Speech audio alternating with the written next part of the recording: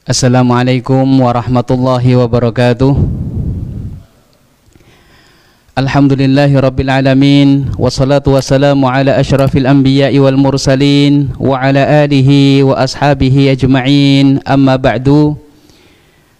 Para jamaah sekalian, alhamdulillah di malam hari ini Allah Subhanahu wa taala pertemukan kita kembali di majelis ini dalam rangka belajar bersama, thalabul ilm bersama, melanjutkan kajian kita dari kitab 40 hadis qudsi. Dan kita sampai pada hadis yang keempat. Dan hadis keempat ini saya beri judul keutamaan menjenguk orang yang sedang sakit. Kemudian keutamaan memberi makan dan minum orang yang membutuhkan. Hadis yang keempat ini terkait dengan keutamaan amal soleh tersebut. 3 amal soleh itu, yaitu menjenguk orang yang sedang sakit, kemudian memberikan makan bagi orang yang sedang lapar dan tidak mampu untuk membeli makanan, kemudian orang yang haus, kehausan dan tidak mampu untuk membeli air, nah dia sedang membutuhkan misalnya, maka di sini ada keutamaan itu, keutamaan yang akan disebutkan dalam hadis yang keempat ini. Dan hadis yang keempat ini bukanlah sabda Rasulullah, bukan sabda sahabat Nabi, bukan perkataan ulama dari kalangan tabi'in ataupun orang setelahnya, bukan. Tapi hadis yang keempat ini, sebagaimana kita katakan tadi, 40 hadis qudsi, berarti hadis ini adalah firman Allah Subhanahu wa ta'ala yang diriwayatkan oleh Rasulullah sallallahu alaihi wasallam. Baik, kita simak bersama-sama hadis yang keempat ini. Wa an Abi Hurairah radhiyallahu an, dari Abu Hurairah, mudah-mudahan Allah meridainya. Qala, beliau mengatakan, qala Rasulullah sallallahu alaihi wasallam, Rasulullah sallallahu alaihi wasallam bersabda, innallaha ta'ala yaqulu yaumal qiyamah, sesungguhnya Allah Subhanahu wa ta'ala akan mengatakan nanti pada hari kiamat, ya bena Adam, wahai anak Adam, maridtu falam ta'udni, aku sakit dan kamu tidak menjengukku. Qala ya Rabbi, kemudian anak Adam tersebut mengatakan kepada Allah, wahai Tuhanku, kaifa a'uduka wa anta rabbul alamin, bagaimana aku menjengukmu sedangkan engkau adalah Tuhan alam semesta. Qala, kemudian Allah menjawab, ama alimta anna abdi fulanan marida falam ta'udhu, tidakkah engkau tahu bahwasanya hambaku si fulan, dia telah sakit dan kamu tidak menjenguknya. Ama alimta annaka law uttahu lawajadtani indahu, tidakkah engkau tahu andai kata kamu menjenguk dia, maka engkau akan mendapati aku berada di sisinya. Kemudian Allah melanjutkan lagi, ya bena Adam, wahai anak Adam, istat'amtuka falam tut'imni, aku telah meminta makanan kepadamu, akan tetapi kamu tidak memberikan makanan tersebut. Kemudian anak Adam tersebut menjawab, ya Rabbi, wahai Tuhanku, kaifa ut'imuka wa anta rabbul alamin, bagaimana aku memberi makanan kepadamu sedangkan engkau adalah Tuhan alam semesta. Kemudian Allah menjelaskan, ama alimta, tidakkah engkau tahu, annahu istat'amaka abdi fulanun falam tut'imhu, tidakkah engkau tahu bahwasanya hambaku si fulan telah meminta makanan kepadamu tapi kamu tidak memberikannya. Ama alimta, tidakkah engkau tahu, annaka law at'amtahu lawajadta dzalika indi, andai kata engkau berikan makanan itu kepada si fulan tadi, hambaku itu yang telah meminta makanan itu, dan kamu berikan makanan itu, maka engkau akan dapati pahala tersebut berada di sisiku. Artinya dia mendapatkan pahala dari sisi Allah Subhanahu wa ta'ala. Kemudian Allah melanjutkan kembali firman-Nya, ya bena Adam, wahai anak Adam, istasqaituka falam tasqini. Aku telah meminta minum kepadamu, tapi kamu tidak memberikan minuman tersebut. Qala, maka anak Adam pun menjawab, ya Rabbi, wahai Tuhanku, kaifa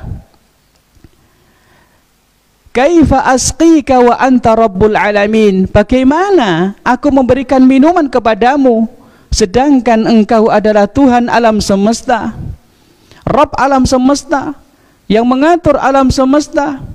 Qala istasqaka abdi fulanun. Sesungguhnya hambaku si fulan telah meminta minuman kepadamu, falam tasqihi, tapi kamu tidak memberikan minuman tersebut. Ama alimta annaka law saqaitahu lawajadta dzalika indi.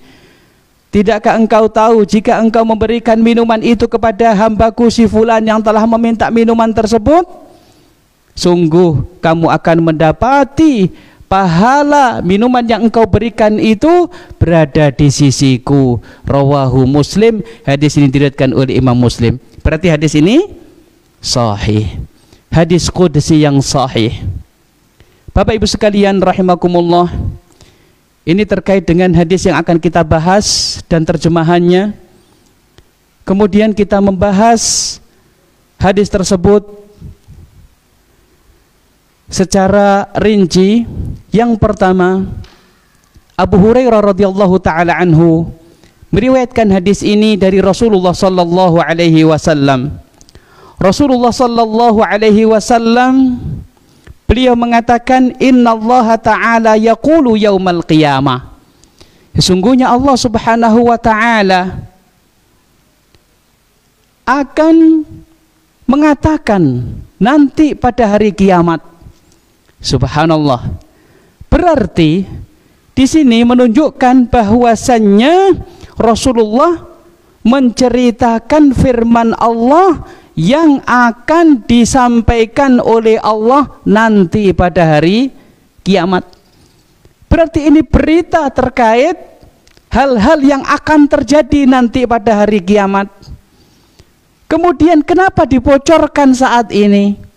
Kenapa disampaikan oleh Rasulullah saat ini? Artinya ketika kita berada di dunia ini, kenapa disampaikan hal tersebut?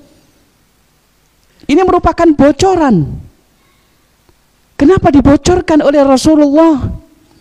Ternyata di situ ada pelajaran agar kita betul-betul memburu, berlomba-lomba untuk mengamalkan amalan-amalan yang telah disampaikan oleh Allah Subhanahu wa taala dan diriwayatkan oleh Rasulullah SAW tersebut. Amalan yang akan disampaikan oleh Allah Subhanahu wa taala nanti pada hari kiamat. Apa? Yang pertama, menjenguk orang sakit. Yang kedua, memberikan makanan kepada orang yang kelaparan, yang membutuhkan makanan. Dan yang ketiga, memberikan minum kepada orang yang kehausan dan membutuhkan minum. Nah, ini hikmahnya. Ini termasuk bocoran yang mana jangan sampai di antara kita melewatkan amalan-amalan tersebut. Ketika ada tetangga kita, saudara kita yang sedang sakit, kemudian kita biarkan tidak menjenguknya. Bagaimana nanti ketika pada waktu hari kiamat dan kita tidak tahu bahwasannya menjenguk orang sakit itu ada keutamaannya misalnya. Kemudian ditanya sama Allah Subhanahu wa taala, ya ibna Adam, wahai anak Adam, maritu, aku telah sakit, tapi kamu tidak menjengukku. Coba bagaimana? Dan ternyata Allah Subhanahu wa taala mengabarkan si fulan itu loh yang sakit, tapi kamu tidak menjenguknya. Dan andai kata kamu menjenguknya, kamu akan mendapatkan pahala dan kemuliaan dari Allah Subhanahu wa taala, ya, itu berada di sisi orang yang sakit atau didapatkan ataupun akan kita dapatkan ketika kita menjenguk orang tersebut. Nah, ini merupakan bocoran dari Nabi Shallallahu Alaihi Wasallam, dari Allah Subhanahu Wa Taala, karena Allah menyampaikan firman ataupun hadis qudsi ini kepada Rasulullah dan disampaikan oleh Rasulullah kepada kita semuanya. Kemudian Bapak Ibu sekalian rahimakumullah, tadi disebutkan Allah mengatakan, ya bena Adam maridtu, wahai anak Adam, aku sakit. Nah, falam ta'udni, tapi kamu tidak menjengukku. Nah, apakah Allah Subhanahu wa taala mengalami sakit sebagaimana makhluknya, hambanya? Tentunya jawabannya tidak. Kemudian kenapa Allah mengatakan seperti itu? Tadi sudah dijelaskan. Setelah Allah Subhanahu wa taala mengatakan, ya bena Adam maridtu falam ta'udni, kemudian Allah menjelaskan bahwasannya hambaku si fulan itu sakit tapi kamu tidak menjenguknya. Berarti maksudnya ini adalah penisbatan sakit kepada Allah itu merupakan suatu kemuliaan bagi orang yang sakit.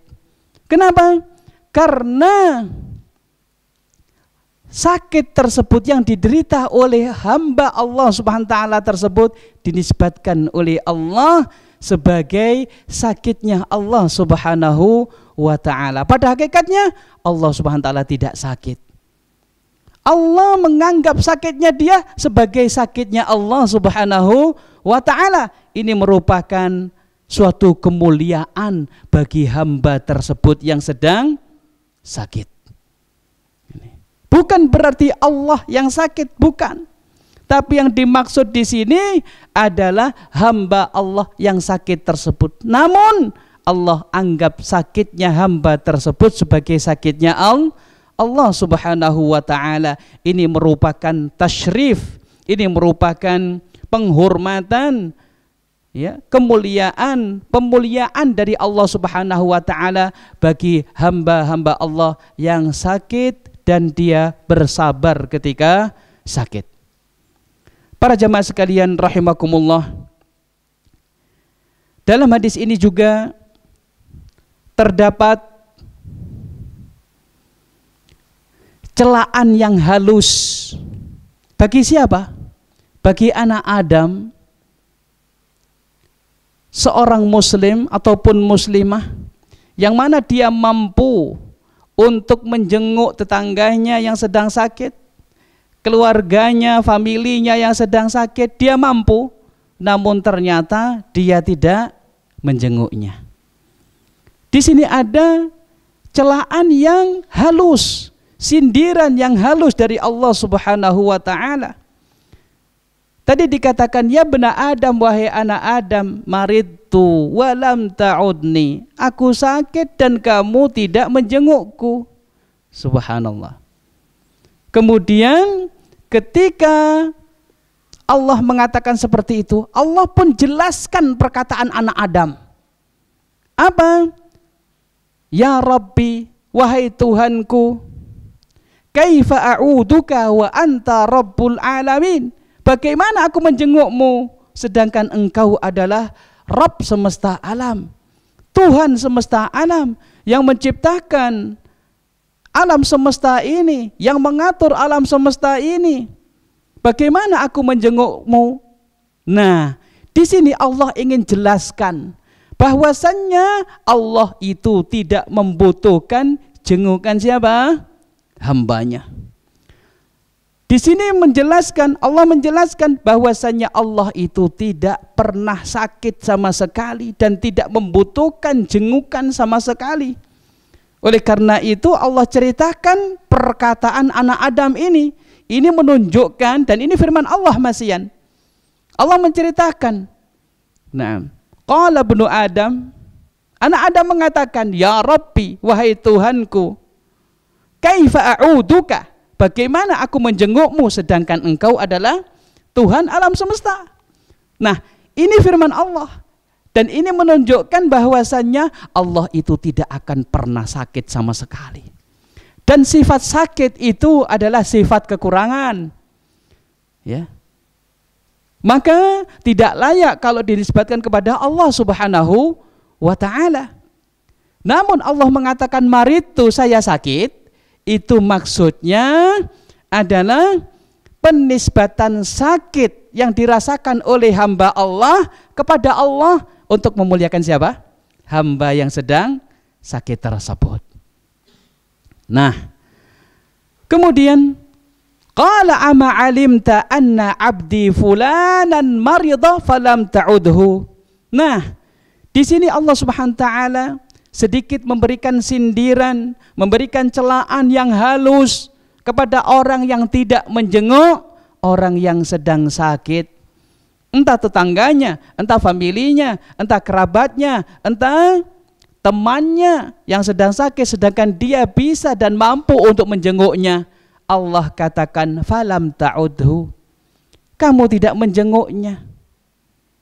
Ama alimta, tidakkah engkau tahu annaka law udtahu, andai kata kamu menjenguk dia, lawajadtani indahu, sungguh kamu akan mendapatiku berada di sisi dia. Nah, di sini di antara syurahul hadis mengatakan lawajadtani indahu, sungguh kamu akan mendapatiku berada di sisinya, ai wajadta thawabi wa karamati fi iyadati, kamu akan mendapatkan pahala jengukan tersebut, ya, berada di sisi orang yang sakit tersebut. Kemudian juga wa karamati, dan kemuliaan dariku berada di sisi orang yang sakit tersebut. Artinya orang yang mau menjenguk orang yang sedang sakit, dia mendapatkan pahala, mendapatkan kemuliaan dari sisi Allah Subhanahu wa ta'ala. Nah, tapi ternyata di situ dikatakan oleh Allah, falam ta'udni, tapi ternyata kamu tidak menjengukku. Falam ta'udhu, dan ternyata kamu tidak menjenguk hambaku yang sedang sakit itu. Ini merupakan celaan. Tentunya ini kalau didapati oleh seseorang nanti pada hari kiamat. Subhanallah, perkataan yang seperti ini didapati di hadapan Allah Subhanahu wa ta'ala, bagaimana rasa hati kecewa dan sebagainya. Kenapa? Karena tidak melakukan amal soleh tersebut. Apakah mungkin bisa jadi orang tersebut yang tidak menjenguk saudaranya yang sedang sakit ataupun temannya yang sedang sakit sedangkan dia mampu untuk menjenguknya? Ketika pada hari kiamat dikatakan seperti itu, tentu penyesalannya luar biasa. Allah mengatakan, falam ta'udni, kenapa kamu tidak menjengukku?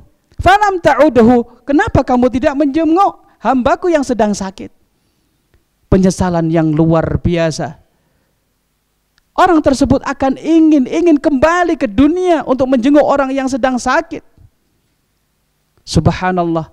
Disinilah hikmahnya. Kenapa hadis qudsi ini, firman Allah ini disampaikan kepada Rasulullah dan oleh Rasulullah disampaikan kepada kita agar penyesalan tersebut tidak terjadi. Agar kita melaksanakan isi daripada hadis tersebut, yaitu menjenguk orang yang sedang sakit.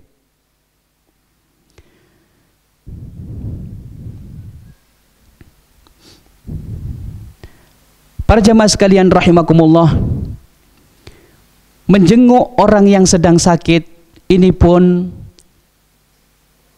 diperintahkan oleh Rasulullah SAW. Ada anjuran dari hadis Nabi SAW. Kalau hadis tadi itu hadis qudsi. Nabi SAW dalam hadis yang diriwayatkan oleh Imam Bukhari, Nabi mengatakan, udul maridha, jenguklah orang-orang ataupun orang yang sedang sakit. jenguklah orang yang sakit. Wa at'imul ja'i'a, dan berikanlah makanan bagi orang yang sedang lapar. Wa fukku al-'ani, dan bebaskanlah orang yang sedang tertawan. Rawahul Bukhari. Para jamaah sekalian rahimakumullah, kalau kita lihat udul maridah, ya, perintah di sini, perintah Rasulullah SAW, beliau memerintahkan, menganjurkan kepada kita untuk menjenguk orang yang sakit. Nah, kalau kita lihat apa sih manfaat dan tujuan menjenguk orang yang sakit itu? Manfaatnya banyak sekali dan tujuannya banyak sekali. Nah, di antaranya yang pertama adalah untuk menguatkan dan menghibur hati orang yang sakit. Ini di antara tujuan dan manfaat penjengukan ataupun menjenguk orang yang sedang sakit. Karena orang yang sedang sakit tidak bisa beraktivitas seperti biasanya, kerja pun tidak, ya. Kemudian aktivitas-aktivitas yang biasanya dilakukan di rumah, di tempat kerja, ataupun di, ya, tempat kajian, masjid dan sebagainya, tidak bisa dia lakukan seperti biasanya. Tidak bisa bersama-sama dengan keluarganya seperti biasanya. Tidak bisa bersama-sama dengan teman-temannya di tempat kerja, di tempat ibadah, di tempat belajar. Tidak bisa bersama-sama bercengkerama dengan tetangganya. Aktivitasnya pun terbatas. Kemudian yang dipikirkan apa? Penyakitnya yang dia derita. Itu yang dipikirkan. Apalagi jika sakitnya itu opnam dan beberapa hari, hatinya pun semakin hari semakin kalut, sedih, melihat kehidupan tidak seperti dikala dia sehat. Melihat kehidupan itu seperti halnya ya suram. Gitu. Dia khawatir kalau penyakitnya itu semakin hari semakin parah. Dia khawatir kalau penyakitnya itu tidak sembuh. Dia khawatir kalau semakin parah, semakin menjadi-jadi dan menyebabkan dia meninggal dunia. Jadi perlu adanya penguat, perlu adanya penghibur untuk jiwanya, untuk hatinya, sehingga dia tenang, sehingga dia berhusnudzon kepada Allah Subhanahu wa ta'ala. Ya. Dihibur mungkin dengan kata-kata, tetanggaku ada yang sakit lebih parah daripada sakit yang kamu derita. Tapi alhamdulillah, ya, ternyata Allah Subhanahu wa ta'ala lekas menyembuhkan dia dan sekarang dia sudah beraktivitas seperti biasanya. Nah, dihibur dengan kata-kata seperti itu. Jangan sampai, ya, menceritakan, ya, penyakit orang lain yang mana seperti yang diderita oleh orang yang sedang sakit tersebut. Kemudian dikatakan, wah, tetangga kampungku ada yang sakit seperti sampean ini, setelah 2 hari dia meninggal dunia. Jangan sampai seperti itu. Tambah bikin sedih, ya, bikin kalut, ya. Nah, ini tujuan daripada penjengukan adalah menenangkan hati orang yang sedang sakit, berhusnudzon kepada Allah Subhanahu wa ta'ala. Kemudian juga disampaikan kepada dia, dihibur bahwasanya sakit, ya, kemudian diiringi dengan sabar, Orang yang sedang sakit kemudian dia bersabar, ya. Pada hakikatnya itu merupakan kafarah, penebus dosa. Allah Subhanahu wa taala ingin menggugurkan, ingin merontokkan dosa-dosanya dengan diberikan suatu penyakit tersebut. Nah, hal itu pun dengan syarat jika dia bersabar. Dihibur. Disebutkan tentang hadis-hadis roja. Hadis-hadis roja itu hadis-hadis yang menyebabkan seseorang itu memiliki ya optimis, berhati besar, berharap kebaikan-kebaikan dari Allah Subhanahu wa taala.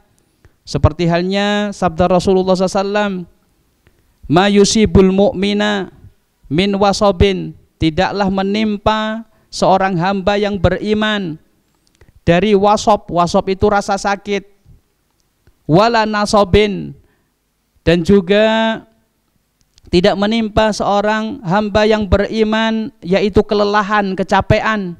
Wala saqamin, dan juga penyakit. Wala hazanin, dan juga kesedihan. Hatal ham, sampai rasa khawatir yang menimpa seseorang itu, illa kaffara bihi min sayyiatihi, kecuali hal-hal tersebut sebagai penebus dosa kalau orang tersebut sabar. Hadis ini diriwayatkan oleh Imam Muslim. Coba, kurang enak bagaimana menjadi orang yang beriman.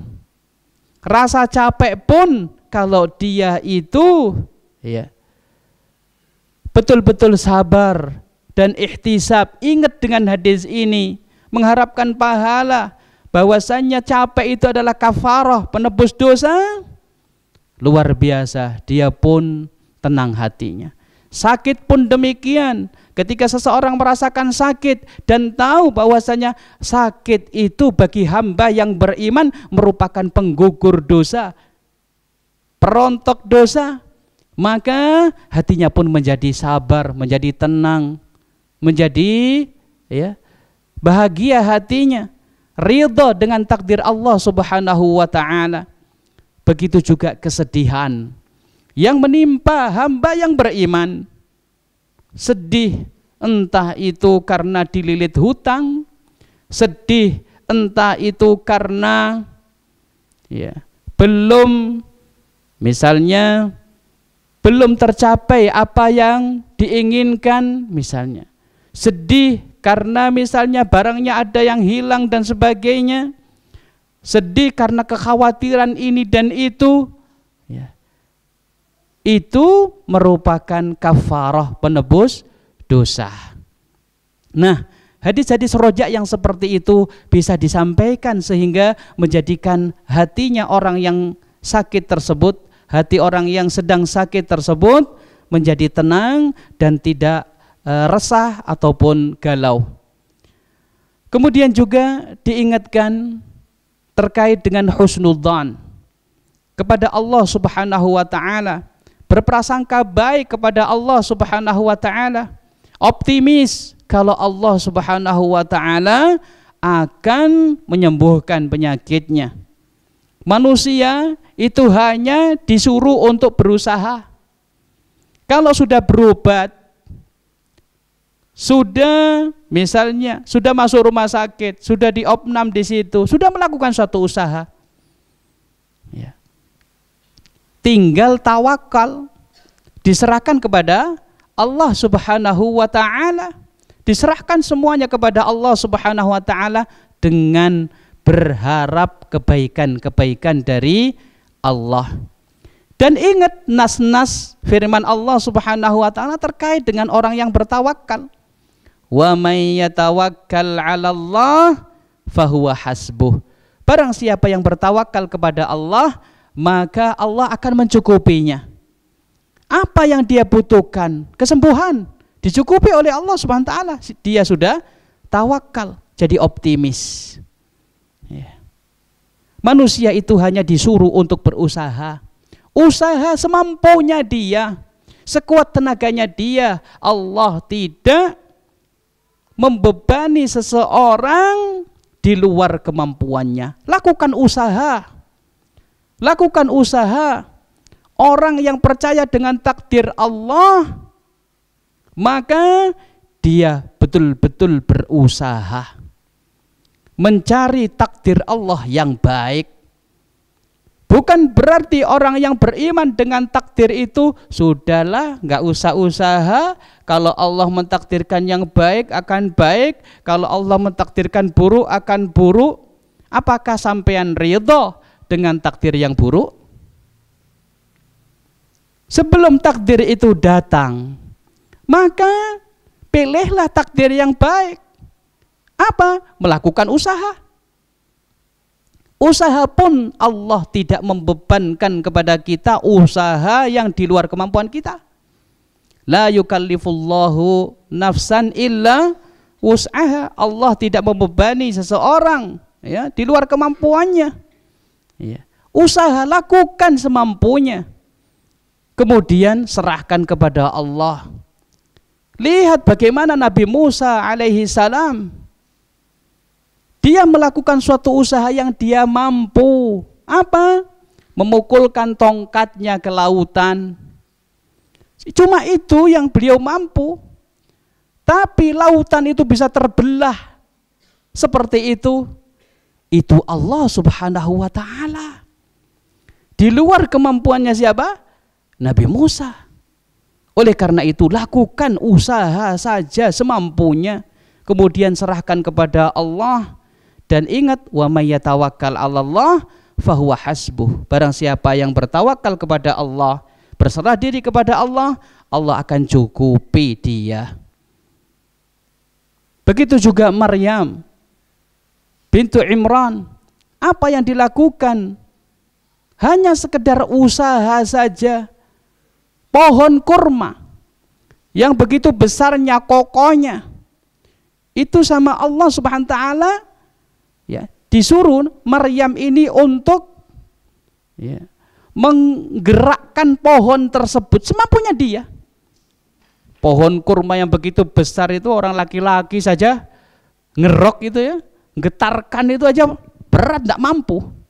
Ini wanita barusan melahirkan dalam keadaan ya nifas, lemah, kemudian disuruh wahuzi ilaiki bijid'in, disuruh gerakkan pohon kurma melalui akarnya.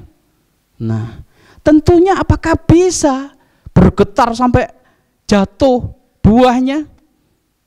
Sulit, tapi subhanallah, hanya usaha semampunya yang menjatuhkan rutop kurma itu Allah subhanahu wa ta'ala. Dia melakukan hal tersebut dengan sekuat tenaganya, tapi subhanallah kurma pada berjatuhan sehingga beliau pun bisa memakan kurma itu. Nah, ini jangan sampai di antara kita itu betul beriman dengan takdir, tapi ternyata tidak melakukan usaha. Apa yang dia lakukan? Wis sudahlah, pasrah wis takdire. Padahal kita disuruh untuk mencari takdir yang baik. Cari takdir yang baik, lakukan usaha. Ya. Nah, ini terkait dengan husnudzon kepada Allah subhanahu wa ta'ala. Kalau sudah melakukan suatu usaha, berobat, silahkan bertawakal kepada Allah. Dan husnudzon kepada Allah, optimis kalau Allah subhanahu wa ta'ala akan menyembuhkan kita. Berharap kepada Allah agar Allah subhanahu wa ta'ala menyembuhkan, ya, menghilangkan, mengangkat penyakit yang diderita tersebut. Oleh karenanya Allah subhanahu wa ta'ala telah berfirman, in ana inda dhanni abdi bi. Saya itu sesuai dengan apa yang disangka hambaku atasku. In dhanna khairan falahu.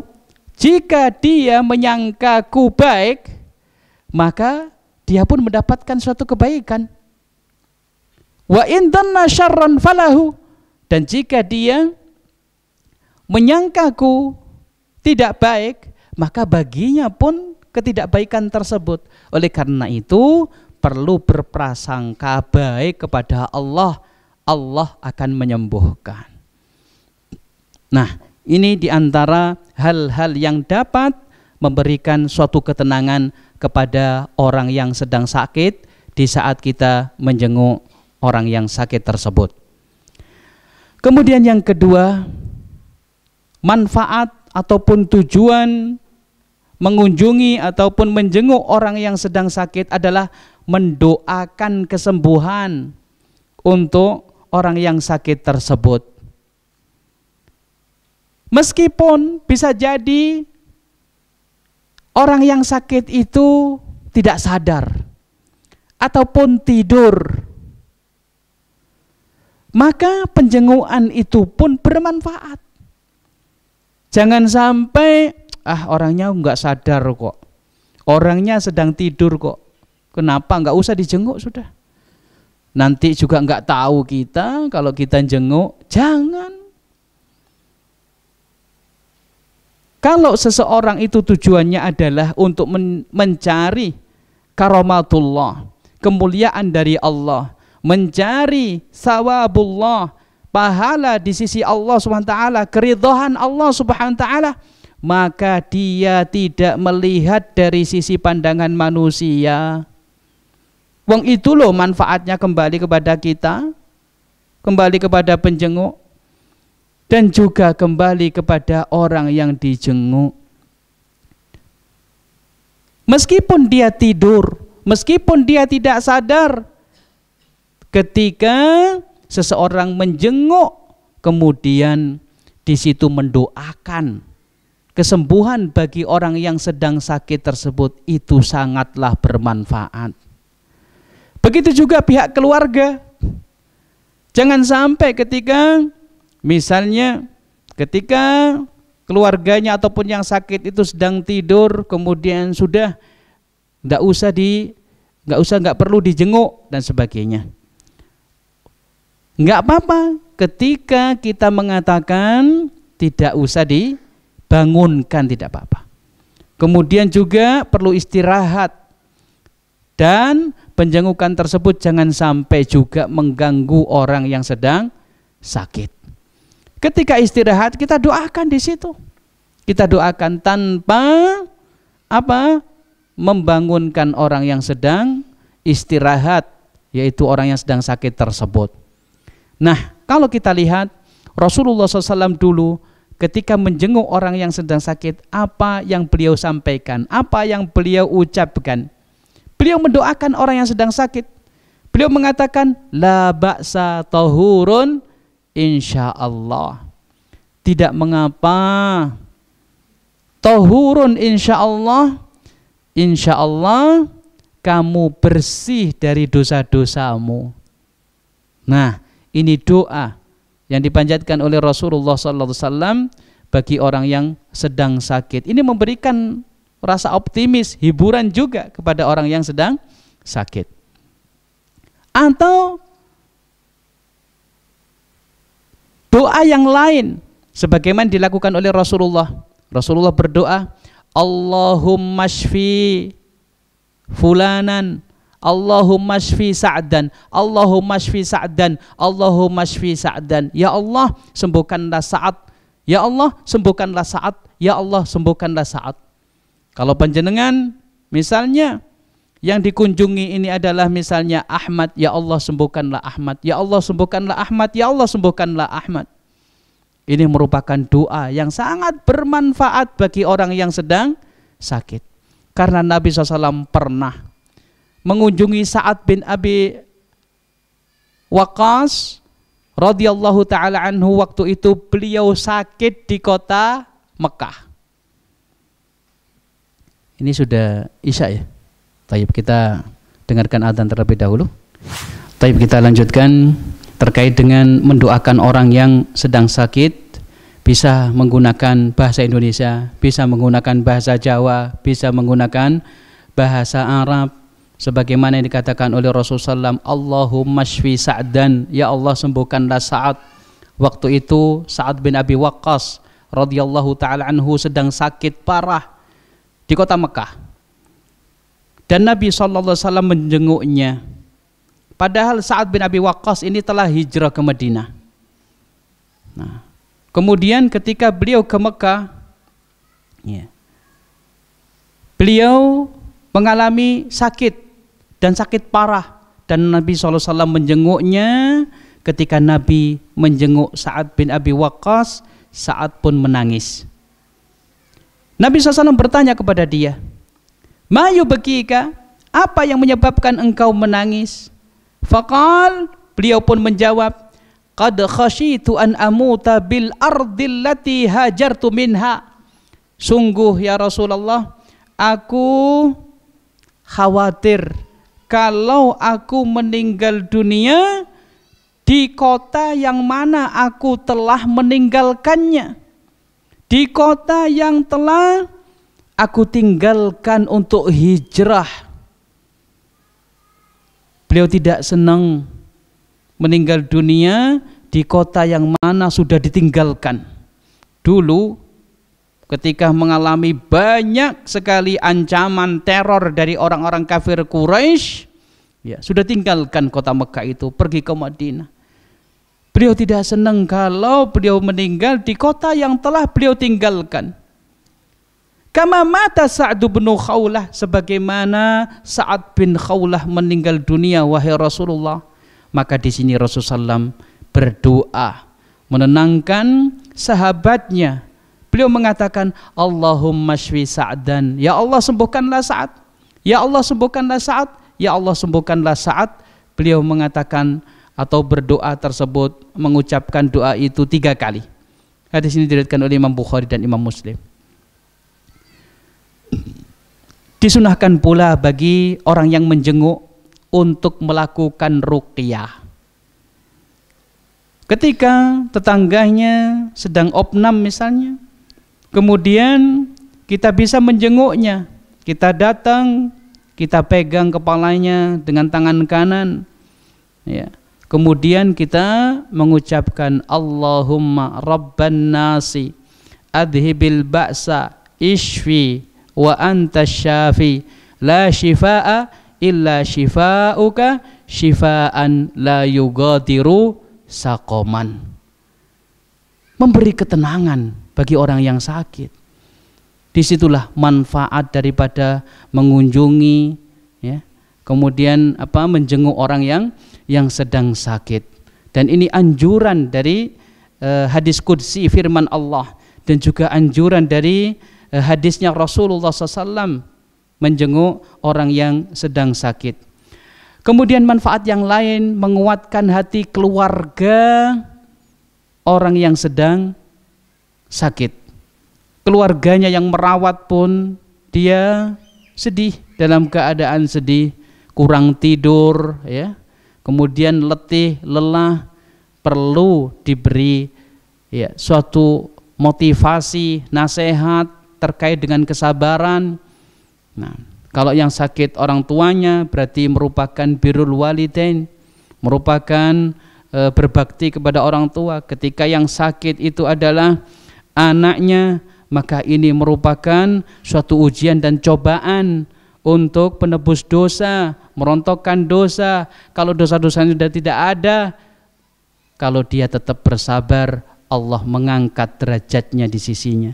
Bisa jadi Allah Subhanahu wa taala ingin mengangkat derajatnya dia dengan cara menguji dia dari sisi anaknya yang sakit, bisa jadi seperti itu.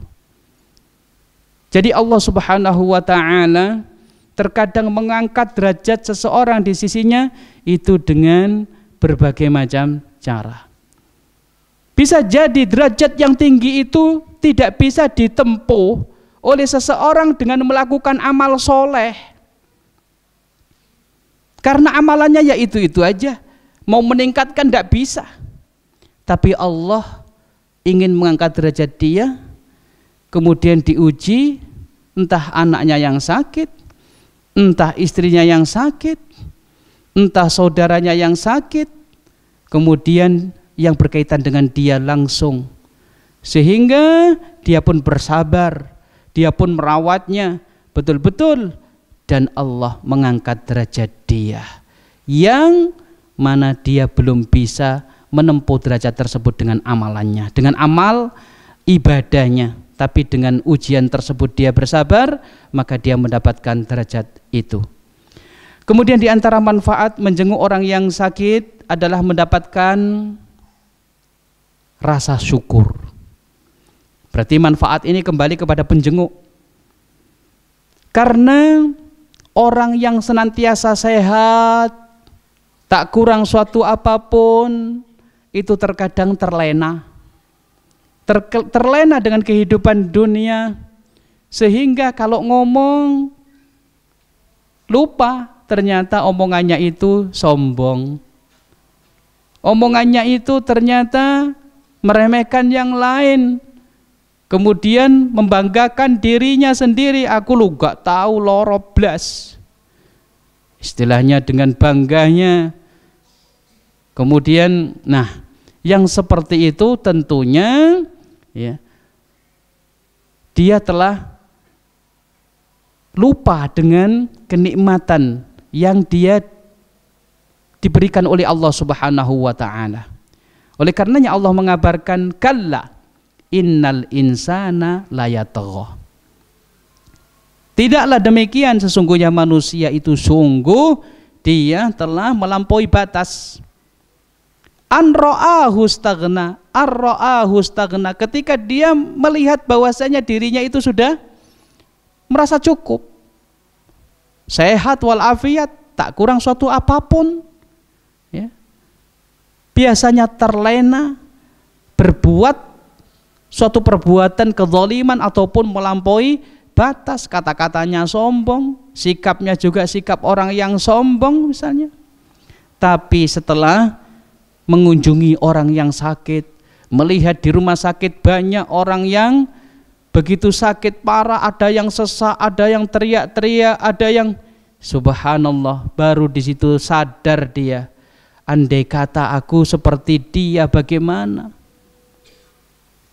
Disinilah akhirnya dia pun bersyukur, alhamdulillah Allah memberikan sehat walafiat, maka rasa syukur tersebut ya muncul dalam hatinya. Dan mudah-mudahan ingat bahwasannya rasa syukur itu tidak hanya dengan ucapan saja, tapi juga dengan perbuatan, menggunakan sehat tersebut di dalam ketaatan kepada Allah Subhanahu wa ta'ala. Kemudian juga yang terakhir, manfaat daripada menjenguk orang yang sakit. Orang yang menjenguk, dia akan mendapatkan pahala dan rahmat dari Allah Subhanahu wa ta'ala, dan mendapatkan doa dari para malaikat. Rasulullah SAW mengatakan, idza adar rajulu akhahul muslima, jika seorang muslim menjenguk saudaranya muslim lainnya yang sedang sakit, masya fi khirafatil jannah, sungguh dia dalam keadaan berjalan di perkebunan yang penuh dengan buah-buahan, kebun yang ada di surga sana. Hatta yajlisa, sampai dia duduk di sisi saudaranya yang sedang sakit. Fa idza jalasa ghamarathu rahmah, ketika dia duduk di sebelah saudara yang sedang sakit, dia telah diliputi oleh rahmat Allah, kasih sayang Allah Subhanahu wa ta'ala. Fa in kana ghadwatan, jika dia perginya itu di waktu pagi, shalla alaihi sab'una alfa malakin hatta yumsi, 70.000 malaikat itu mendoakan orang tersebut yang menjenguk saudaranya di waktu pagi, didoakan terus menerus sampai sore hari. Berarti mendapatkan doanya siapa? Para malaikat, 70.000 malaikat yang mendoakan. Kalau kunjungannya pagi, didoakan sampai sore.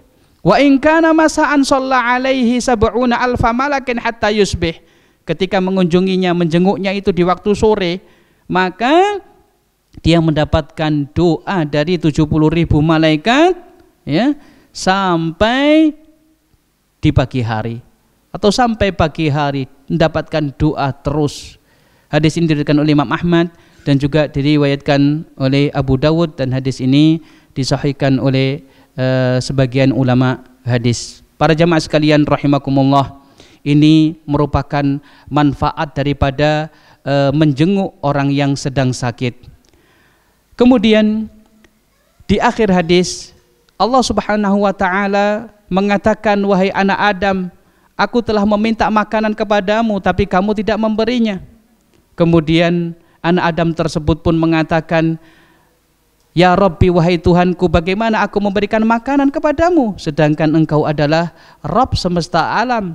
Kemudian Allah menjelaskan maksud dari perkataan Allah Subhanahu wa taala itu, dijelaskan oleh Allah Subhanahu wa taala sendiri. Istata'amaka abdi, sesungguhnya annahu istata'amaka abdi, hambaku telah meminta makanan kepadamu. Dia sedang membutuhkan makanan tapi kamu tidak memberinya makanan. Dan andai kata kamu tahu, ama alimta, tidakkah kamu tahu bahwasannya jika engkau memberikan makanan kepada dia, lawajadta dzalika indi, sungguh kamu akan mendapati, ya, pahala makanan yang kamu berikan itu berada di sisiku, tidak musproh. Pada hari kiamat pun orang tersebut mendapatkan balasan dari sisi Allah Subhanahu wa taala. Kemudian Allah mengatakan kepada dia terkait dengan orang yang meminta minuman, kehausan, dia minta minum tapi ternyata tidak dikasih minum.